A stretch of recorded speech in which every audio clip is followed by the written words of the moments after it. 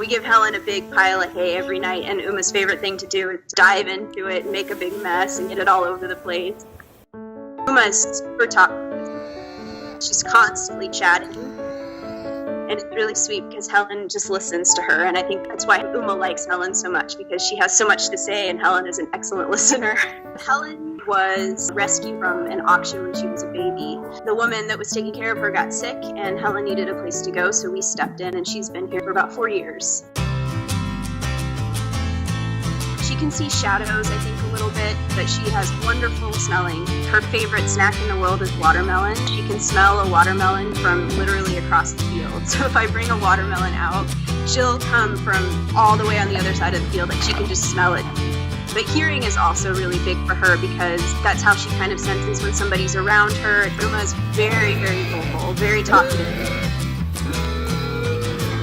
Helen definitely didn't really know what to do with Uma at the beginning. You could tell she had never met a pig before, and it took a while for Helen to sort of realize that Uma wasn't a threat. That's just who she is, and that's how she sort of presents herself.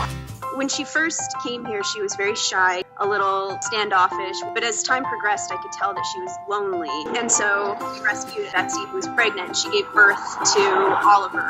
The first thing he did was come straight to Helen. Her entire personality changed. Every time we get a new rescue, she welcomes them. We call her Queen Helen.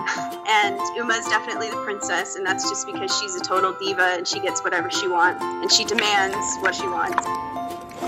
Uma came to us when she was less than a month old. She explores the entire sanctuary. She did from day one. I mean, when she was like this big, she goes everywhere. She says hi to everyone. Helen is obviously like huge compared to Uma, and she could totally just stomp on Uma, but she doesn't. She's super gentle and lets her eat her food and lets her lay with her. Obviously, their favorite thing to do is to eat. We like to give them separate watermelons. When I put the grain out for dinner, Uma gets very excited and she'll sort of weave in between Helen's legs, and Helen just stands there and she's just like, oh, it's just Uma. It's just really sweet to watch. I can see them from my kitchen window, and she'll come out and just sniff around and kind of make sure that Helen's okay. She's actually started sleeping out here with Helen, which is really sweet because she'll make like a bed out of Helen's hay and just lay next to Helen under the stars, and it's really beautiful. Uma is really protective of Helen. We have some really big steers that will occasionally come into this field. She'll start sort of circling Helen to make sure they don't get next to her. Uma is such a force, and she's changed Helen's life, and I'm sure that Helen has changed her life. We try to give them as much freedom as we can to go where they want and hang out with who they want and be who they want. And in what situation do you ever see such different species forming a friendship? And I think that that's just so incredible.